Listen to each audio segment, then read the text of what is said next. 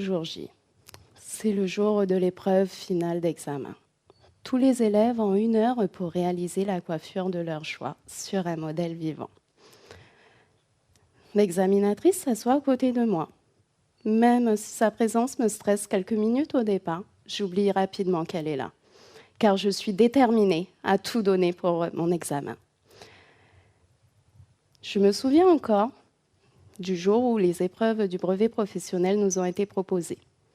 Il fallait se préparer à réaliser soit une coupe homme et barbe, soit une coiffure événementielle accessoirisée. C'est à ce moment que j'ai eu un élan de détermination m'envahir tout le corps. Et je me suis dit en mon fort intérieur, « Ma petite, c'est maintenant que tu dois montrer qui tu es et ce que tu vaux. »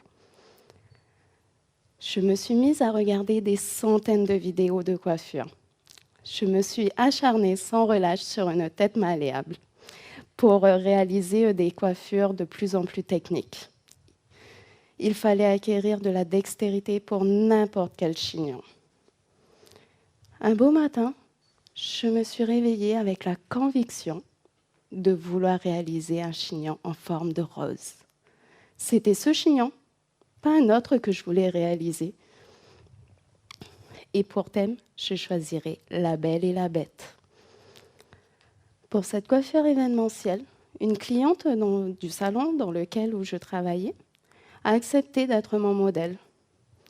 Au bout de 4 mois, j'ai décidé de présenter mon projet à ma formatrice. Mais elle m'a tout de suite dit que ce chignon n'allait pas avec la personnalité du modèle. Il y avait trop de contraste entre le côté glamour du chignon et la personnalité du modèle hard rock tatoué. Pourtant, c'est ce décalage qui me plaisait. Bornée et déterminée, je me suis donné le défi de réussir à adapter l'élégance de ma rose à mon modèle hard rock tatoué. Pendant plus d'1 an et demi, je n'ai cessé de m'entraîner en prenant tous les conseils possibles. J'ai même fait partie de l'équipe des bénévoles du CFA en charge des coiffures des Miss Nouvelle-Calédonie. J'ai peaufiné cette coiffure dans les moindres détails. J'ai décidé de colorer une partie de ses cheveux en vert pour la tige et une partie en rouge pour la création des pétales.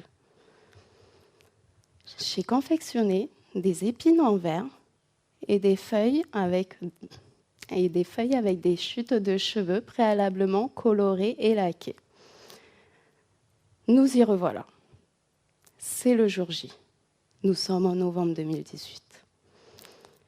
Mon modèle entre dans la salle d'examen. Je ressens le regard interrogateur des jurys. Le suspense est là. Que va-t-elle faire avec ce modèle?